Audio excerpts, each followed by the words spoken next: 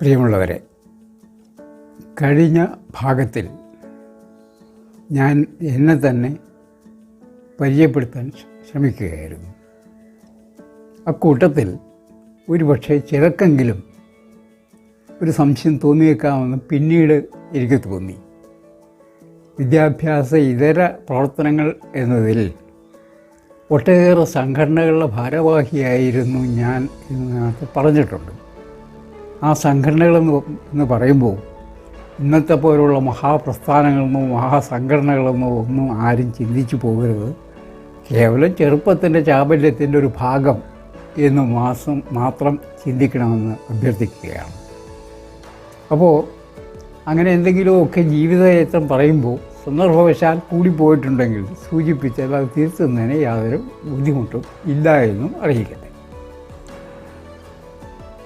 ഇന്ന് ഞാൻ പറയുവാൻ ആഗ്രഹിക്കുന്നത് വീണ്ടും വിദ്യാഭ്യാസ കാലഘട്ടത്തിലേക്ക് പോയി ജീവിതത്തിലേക്കുള്ള മറ്റു കാര്യങ്ങളും പോയി കഴിഞ്ഞതിന് ശേഷം നമ്മുടെ അടിസ്ഥാന രേഖയായ വേരുകൾ തേടി പോവുക ഇതാണ് ഞാൻ ഉദ്ദേശിക്കുന്നത്.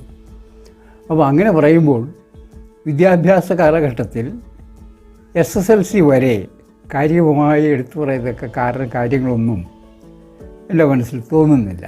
അതിനൊരു കാരണം സ്കൂൾ വളരെ അടുത്തായിരുന്നു എന്നുള്ളതാണ്. ഫസ്റ്റ് ബെല്ലടിക്കുമ്പോൾ ഇറങ്ങിയാൽ മതിയായിരുന്നു. പക്ഷേ എങ്കിൽ പോലും കൂട്ടുകാരത്ത് കളിക്കാനുള്ള താല്പര്യം കൊണ്ട് 9:30 ആകുമ്പോഴത്തേക്കും സ്കൂളിൽ എത്തുകയും ചെയ്യുമായിരുന്നു.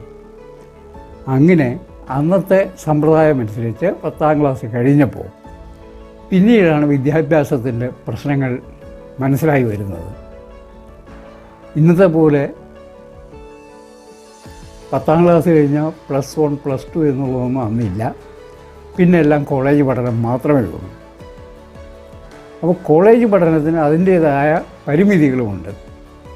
ആ പരിമിതികളെന്ന് പറയുന്നത് അന്ന് എറണാകുളം ജില്ലയിൽ തന്നെ ശരിയായി പ്രവർത്തിക്കുന്നു എന്ന് ഞാൻ മനസ്സിലാക്കുന്ന 4 കോളേജുകളാണ് ഉണ്ടായിരുന്നത്. 1-2 ജൂനിയർ കോളേജൊക്കെ അന്ന് വന്നു വരുന്നതായിട്ട് കേട്ടിട്ടുണ്ടായിരുന്നു. ഈ 4 കോളേജുകൾ മാത്രമായിരുന്നു അന്ന് പ്രീ യൂണിവേഴ്സിറ്റി എന്ന കോഴ്സ് ഉണ്ടായിരുന്നത്. SSLC കഴിയുന്ന മുഴുവൻ പേർക്കും കൂടി പഠിക്കാൻ ആകപ്പാടെ ഉണ്ടായിരുന്ന എറണാകുളം ജില്ലയിലെ കലാലയങ്ങൾ 4 മാത്രം. ആ 4 കലാലയങ്ങളെന്ന് പറയുന്നത് ഒന്ന് UC കോളേജ് ആലുവയാണ്. അത് വൈപ്പിങ്ങരക്കാരെ സംബന്ധിച്ചിടത്തോളം എത്തിപ്പെടാവുന്നൊരു മേഖലയല്ല. കാരണം നേരത്തെ പറഞ്ഞു ദ്വീപാണ്, പാലമില്ല, ബസ്സില്ല, വാഹന സൗകര്യങ്ങളില്ല. അതുകൊണ്ട് വൈപ്പിങ്ങരക്കാരെ സംബന്ധിച്ചിടത്തോളം ആലുവ UC കോളേജ് ഒരു ബാലിക കലാമലയായി തന്നെ നിന്നു. പിന്നീട് എറണാകുളത്തുള്ള 4 കോളേജുകളാണ്. അത് ഞാൻ വടക്ക് നിന്ന് തെക്കോട്ട് പോയാൽ saint Albert college, saint Teresa's college, Maharaja's college, sacred heart college. ഇവിടെയൊക്കെ മുഴുവൻ വിദ്യാർത്ഥികളെയും സ്വീകരിക്കാനുള്ള കപ്പാസിറ്റി ആ കോളേജുകൾക്കും ഇല്ല. അപ്പോൾ അങ്ങനെ വരുമ്പോൾ ഒരു 5,000-6,000 പേർക്ക് മാത്രമേ പ്രീ യൂണിവേഴ്സിറ്റിക്ക് അന്ന് അഡ്മിഷൻ കിട്ടുമായിരുന്നുള്ളൂ. ആ അഡ്മിഷൻ കിട്ടുമ്പോൾ തന്നെ അതിൻ്റേതായ ബുദ്ധിമുട്ടുകൾ വേറെയുമുണ്ട്. അപ്പോൾ ഇത്രയും കലാലയങ്ങൾ മാത്രം ഉള്ളതുകൊണ്ട് SSLC കഴിഞ്ഞാൽ മിക്കവാറും ആളുകളുടെ പഠനം അതോടുകൂടി നിർത്തുകയാണ്, അല്ലെങ്കിൽ തീർക്കുകയാണ് പതിവ്. ഇനി അഥവാ ആരെങ്കിലുമൊക്കെ പോകുന്നെങ്കിൽ തന്നെ അത് ITIയിലോ പോളിടെക്നിക്കിലോ ഒക്കെ ആയിരിക്കും. ഇന്നത്തെ പോലെ മുട്ടിന് കോളേജുകളോ മുട്ടിന് മെഡിക്കൽ കോളേജുകളോ എഞ്ചിനീയറിംഗ് കോളേജുകളോ ഒന്നും അന്ന് ഇല്ല. അപ്പോൾ അതുകൊണ്ട് ഈ 5,000-6,000 സീറ്റുള്ളതിൽ, എറണാകുളത്ത് മുഴുവൻ സീറ്റുള്ളതിൽ, അത് കേരളത്തിലെ മുഴുവൻ കുട്ടികളും അവിടെ അപേക്ഷിക്കുകയും ചെയ്യും. അപ്പോൾ അങ്ങനെ അപേക്ഷിച്ചെങ്കിലും ഈ പ്രീ യൂണിവേഴ്സിറ്റിക്ക് എനിക്ക് മഹാരാജാസ് കോളേജിൽ തന്നെ അഡ്മിഷൻ ലഭിച്ചു. അന്നത്തെ ഒരു സമ്പ്രദായം എന്ന് പറയുന്നത് SSLC കഴിഞ്ഞാൽ 4 കോളേജിൽ നിന്ന് അപേക്ഷ വാങ്ങിക്കും. അപേക്ഷ എല്ലാ കോളേജിലും കൊടുക്കും. ഏതെങ്കിലും കോളേജ് കിട്ടും എന്നുള്ള, അല്ലാതെ ഇന്ന കോളേജ് കിട്ടും എന്നുള്ള ധാരണ ഒന്നും ആർക്കും ഇല്ല. പിന്നെ മഹാരാജാസ് കോളേജിനെ സംബന്ധിച്ചിടത്തോളം സാമാന്യം നല്ല മാർക്കുള്ളവരെ മാത്രമേ അന്ന് മഹാരാജാസ് കോളേജ് സ്വീകരിച്ചിരുന്നത്. എനിക്ക് SLC സാമാന്യം നല്ല മാർക്കുണ്ടായിരുന്നതുകൊണ്ട് മറ്റ് കടമ്പകളൊന്നും കൂടാതെ തന്നെ എനിക്ക് പ്രീ യൂണിവേഴ്സിറ്റി എന്ന് പറയുന്ന ഒരു കൊല്ലക്കാലത്തെ കോഴ്സിലേക്ക് അഡ്മിഷൻ കിട്ടി. അഡ്മിഷൻ കിട്ടിക്കഴിഞ്ഞപ്പോഴാണ് എങ്ങനെ കോളേജിലെത്തും? 10 മണിക്ക് എറണാകുളം മഹാരാജാസ് കോളേജിലെത്തണം. ഇടവനക്കാട് നിന്ന് വൈപ്പിൻകരയുണ്ട് മധ്യഭാഗത്തായിട്ടാണ് ഇടവനക്കാട്. അവിടെ നിന്ന് എറണാകുളം എത്താൻ ഉള്ള അന്നുള്ള ഏക മാർഗം കോട്ടപ്പുറം എറണാകുളം ബോട്ട് മാത്രമാണ്. ആ ബോട്ടിൽ തന്നെ കയറണമെങ്കിൽ തന്നെ ഇടവനക്കാടോ പഴങ്ങാടോ ആയിരമ്പലത്തോ ഒന്നും ജെട്ടികളില്ല. അപ്പോൾ ജെട്ടികളില്ലാത്തപ്പോൾ അന്നുണ്ടാക്കിയിരുന്ന സംവിധാനം ഇവിടെ നിന്നുള്ളവർ പടിഞ്ഞാറ് നിന്നുള്ളവരൊക്കെ നടന്ന് കായൽ തീരത്തെത്തുക. അപ്പോൾ കായൽ തീരത്തെത്തണമെങ്കിൽ ഒരു 2 കിലോമീറ്ററോളം നടക്കണം. ആ നടന്ന് അവിടെ എത്തിക്കഴിഞ്ഞാൽ കോട്ടപ്പുറം എറണാകുളം ബോട്ട് സർവീസ് എന്ന ഏതാണ്ട് കൃത്യമായിട്ട് തന്നെയൊക്കെ സർവീസ് നടത്തിയത്. അങ്ങനെ ബോട്ട് ദൂരെ കാണുമ്പോഴേ തന്നെ ഈ പഴങ്ങാട് നിന്ന് ഇടവനക്കാട് നിന്നൊക്കെ ഉള്ള വഞ്ചിക്കാർ അവരുടെ യഥാക്രമം അനുസരിച്ച് ബോട്ട് വരുന്നതനുസരിച്ച് ഇവിടെ നിന്ന് എറണാകുളത്തേക്ക് പോകാനുള്ളവരെ കയറ്റി ബോട്ട് പോകുന്ന കായലിൻ്റെ നടുവിലേക്ക് വരെ എത്തിക്കും. ആ നടുവിലെത്തിക്കഴിഞ്ഞാൽ ബോട്ട് സ്പീഡ് കുറയ്ക്കും, കയറാനുള്ളത് കയറും, ഇറങ്ങാനുള്ളത് ഇറങ്ങും. അതായിരുന്നു അന്ന് സമ്പ്രദായം. ഒരു കാര്യം പറയട്ടെ, അന്ന് വിദ്യാർത്ഥികളിൽ നിന്ന് ഫീസ് വാങ്ങിയിരുന്നില്ല വഞ്ചിക്കാർ. അത് നാട്ടുകാരെന്നുള്ള ലെവലിലായിരിക്കണം എന്ന് എനിക്ക് ഇപ്പോഴും കൃത്യമായിട്ട് അറിയില്ല. ഏതായാലും ഞാൻ കൊടുത്തിരുന്നില്ല എന്നെനിക്കറിയാം. അപ്പോൾ ഈ സർവീസുകളന്ന് ധാരാളം ഉണ്ടായിരുന്നതുകൊണ്ട് തന്നെ അവർക്ക് തമ്മിൽ ചില കിടമത്സരങ്ങളൊക്കെ ഉണ്ടായിരുന്നതുകൊണ്ട് തന്നെ ബോട്ട് സർവീസ് ഏതാണ്ട് കൃത്യമായിട്ടൊരു 9:30 ആകുമ്പോഴത്തേക്കും എറണാകുളം ജെട്ടിയിൽ എത്തിച്ചേരും. അപ്പോൾ 7 മണിക്ക് വീട്ടിൽ നിന്ന് ഇറങ്ങുന്ന ഞാൻ 7:30 ആകുമ്പോഴത്തേക്കും ബോട്ടിൽ കയറും. നടന്ന് വഞ്ചി കയറിയൊക്കെ എത്തും. ബോട്ടിൽ കയറി കഴിയുമ്പോഴാണ് ബോട്ട് എന്ന് പറയുന്നതൊരു വേറൊരു ലോകമാണ്. അതിന് മുൻഭാഗത്തായിട്ട് ഏതാണ്ട് VIP-കൾക്കുള്ള സീറ്റ് പോലെയുള്ള VIP-കൾ എന്ന് ഒന്നും എഴുതി വെച്ചിട്ടില്ലായിരുന്നു എങ്കിൽ പോലും സർക്കാർ ഉദ്യോഗസ്ഥന്മാരും മറ്റ് എറണാകുളത്തൊക്കെ പോകുന്ന മറ്റ് VIP-കളും ഒക്കെ വടക്ക് നിന്നേ വരുന്നവരെല്ലാം തന്നെ കയറി മുൻവശത്ത് കയറി സ്ഥാനം പിടിച്ചിരിക്കും.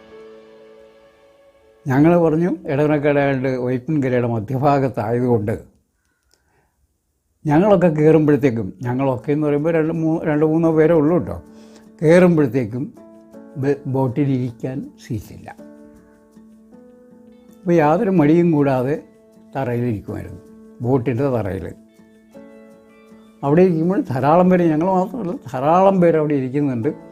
ലോകകാര്യങ്ങളും മറ്റ് എല്ലാ ആനുകാലിക സംഭവങ്ങളും ഒക്കെ ചർച്ച ചെയ്യുകയും മനസ്സിലാക്കുകയും ഒക്കെ ചെയ്യുന്നത് അതിനകത്താണ്. അങ്ങനെ കുറേ സാമൂഹ്യ വിജ്ഞാനം അവിടെ നിന്ന് കിട്ടിയെന്ന് പറയുന്നതിൽ എനിക്ക് യാതൊരു അഭിമാനക്കുറവുമില്ല. കാരണം അധികവും തൊഴിലാളികളായിരുന്നു അതിൽ പോയിക്കൊണ്ടിരുന്നത്. അങ്ങനെ ബോട്ട് സർവീസ് കൊണ്ട് തന്നെ രക്ഷപ്പെട്ട ധാരാളം ആളുകളും വൈപ്പിൻകരയിലുണ്ട്. അപ്പോൾ ഇത് പറയുമ്പോൾ 7 മണിക്ക് ഇറങ്ങുന്ന ഞാൻ 9:30 ആകുമ്പോൾ ബോട്ട് ജെട്ടിയിലിറങ്ങി അവിടെ നിന്ന് കുറച്ച് ദൂരമേ ഉള്ളൂ എന്നറിയാം, നടന്ന് മഹാരാജാസ് കോളേജിലെത്തി. ഇതേ പ്രക്രിയ വൈകുന്നേരം ആകുമ്പോൾ നേരെ തിരിച്ചാവും. അപ്പോൾ ഏതാണ്ട് ഒരു 6 മണിക്കൂറോളം നേരം ഒരു ദിവസം യാത്രയ്ക്ക് മാത്രമായിട്ട് ചിലവാക്കേണ്ടി വരും. അപ്പോൾ 5 മണിക്കൂർ വിദ്യാഭ്യാസത്തിൻ്റെ സമയമുള്ളപ്പോൾ 6 മണിക്കൂർ യാത്ര ചെയ്താലേ പോയി വരാൻ പറ്റൂ എന്നുള്ള ഒരു പ്രശ്നം അവിടെ ഉണ്ട്. അപ്പോൾ അത്രയും ബുദ്ധിമുട്ടിയാണ് പ്രീ യൂണിവേഴ്സിറ്റി എന്ന കടമ്പ വൈപ്പിൻകരയിലെ അന്നത്തെ വിദ്യാർത്ഥികൾ നടത്തിക്കൊണ്ടിരുന്നത്. എന്നാലും വൈപ്പിൻകരയിൽ മറ്റ് മാർഗങ്ങളില്ലാത്തതുകൊണ്ട്, മാർഗമെന്ന് ഞാൻ പറയുന്നത് പറഞ്ഞ ദ്വീപാണ്, കടൽ വച്ചുണ്ടായ സ്ഥലമാണ്, ഉപ്പിൻ്റെ അംശം കൂടുതലുള്ളതുകൊണ്ട് മറ്റ് വിളകൾ അല്ലെങ്കിൽ കൃഷികൾ ഒന്നും തന്നെ വൈപ്പിൻകരയിലില്ല, അന്നുമില്ല ഇന്നുമില്ല. തെങ്ങല്ലാതെ മറ്റ് വലിയ വൃക്ഷങ്ങളൊക്കെ ഇന്നും കുറവാണ്. അപ്പോൾ അതുകൊണ്ട് മറ്റ് പണികളൊന്നും ഇല്ലാത്തത് കൊണ്ട് തന്നെ SLC കഴിഞ്ഞാലും വൈപ്പിൻകരയിലെ വിദ്യാർത്ഥികൾ പോയിക്കൊണ്ടേയിരുന്നു. അങ്ങനെ ഇത് പറയുമ്പോൾ ഒരു കാര്യം കൂടി ഞാൻ നേരത്തെ സൂചിപ്പിച്ചിരുന്നു. സാമ്പത്തികമായി വലിയ ശേഷിയില്ലാത്ത കുടുംബമായിരുന്നു എൻ്റേത്. അതുകൊണ്ട് തന്നെ വളരെ വിഷമിച്ചു, ഒരുപക്ഷെ പട്ടിണി എന്ന് തന്നെ പറയാവുന്ന രീതിയിലാണ് പ്രീ യൂണിവേഴ്സിറ്റി ഞാൻ എത്തിച്ചേരുന്നത്. വിദ്യാർത്ഥികൾ ധാരാളമുണ്ടായിരുന്നിട്ടും എന്തുകൊണ്ടാണ് അന്ന് കോളേജുകൾ തുറക്കാതെ പോയത് എന്നുകൂടി മനസ്സിലാക്കിയിരിക്കുന്നത് നന്നായിരിക്കുമെന്ന് ഞാൻ കരുതുന്നു. ഇപ്പോൾ ഞാൻ 2 പ്രദേശത്തെക്കുറിച്ച് മാത്രമാണ് പറഞ്ഞത്, ആലുവയെക്കുറിച്ചും എറണാകുളത്തെക്കുറിച്ചും. 1956 വരെ ഇത് രണ്ടും 2 രാജ്യങ്ങളായിരുന്നു. ആലുവ തിരുവിതാംകൂർ രാജ്യവും എറണാകുളം കൊച്ചി രാജ്യവും. ഇവർ തമ്മിൽ യാതൊരുവിധ വിദ്യാഭ്യാസപരമായ ആശയൈക്യങ്ങളും ഉണ്ടായിരുന്നില്ല താനും. അതുകൊണ്ട് മറ്റ് ക്രിസ്ത്യൻ സമുദായത്തിൻ്റെ അവരുടെ ആവശ്യം കൊണ്ട് രാജാവിന് മുഖം കാണിച്ച് വാങ്ങിച്ചെടുത്ത കോളേജുകളല്ലാതെ പൊതുവായ കോളേജുകൾ ഉയർന്നു വന്നില്ല. അതുകൊണ്ട് തന്നെ ഇന്നിപ്പോൾ സംഭവിച്ചുകൊണ്ടിരിക്കുന്ന കാര്യങ്ങൾ എന്ന് പറയുന്നത് ഉപരിവിദ്യാഭ്യാസം നമ്മൾ ഇന്ത്യ വിട്ട് പോകുന്നു. പ്രത്യേകിച്ച് കേരളത്തിലെ യുവജനങ്ങൾ ഇന്ത്യ വിട്ട് പോകാനുള്ള കാരണം എന്താണ്? ഉപരിവിദ്യാഭ്യാസത്തിലുള്ള സൗകര്യക്കുറവ്, ഉപരിവിദ്യാഭ്യാസ ജീവിതത്തിലെ ജോലി സമ്പാദിക്കുന്നതിനുള്ള ബുദ്ധിമുട്ട്. ഇത് രണ്ടും ദൂരീകരിക്കപ്പെടുമ്പോൾ, അങ്ങനെ പെടാൻ സാധ്യതയുണ്ടെങ്കിൽ ആരെങ്കിലും പിന്നെ ഈ രാജ്യത്ത് നിൽക്കുമോ? അപ്പോൾ അത് നമ്മുടെ ഇന്നും വിദ്യാഭ്യാസത്തിൻ്റെ രീതിയുടെ പോരായ്മയാണ് എന്ന് എനിക്ക് തോന്നുന്നു. ഏതായാലും ഞാൻ പറഞ്ഞു വന്നത് അതല്ല. ഈ 5-6 മണിക്കൂർ ബുദ്ധിമുട്ടി കോളേജിൽ പോയി വന്നു. വളരെ ബുദ്ധിമുട്ടേറിയ ഒരു പരിപാടിയായിരുന്നു. കാരണം ഇൻ്റർമീഡിയറ്റ് എന്ന് പറഞ്ഞാൽ 2 കൊല്ലക്കാലത്തെ വിദ്യാഭ്യാസം 1 കൊല്ലം കൊണ്ട് തീർക്കണം. അതും തികച്ചും മലയാളം മീഡിയത്തിൽ പഠിച്ചിരുന്ന ഞങ്ങളൊക്കെ കരയിൽ പിടിച്ചിട്ട മീനുകൾ പോലെ ഇംഗ്ലീഷ് മാത്രം കേൾക്കുകയും പഠിക്കുകയും വ്യാപരിക്കുകയും ചെയ്യേണ്ട ഒരു ഗതികേട് വന്നു.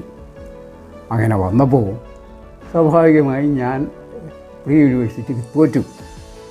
അതുകൂടി പറഞ്ഞുകൊണ്ട് അടുത്ത ഭാഗത്തിലേക്ക് വരുമ്പോൾ വീണ്ടും പ്രീ യൂണിവേഴ്സിറ്റിയിൽ ഞാൻ പാസ്സായത് പിന്നീട് പറയാം. അതായത് തൽക്കാലം ഞാൻ തോൽവി സമ്മതിച്ചുകൊണ്ട് അടുത്ത ഭാഗത്തേക്ക് നിങ്ങളുടെ ശ്രദ്ധയ്ക്ക് വേണ്ടി അവസാനിപ്പിക്കുന്നു.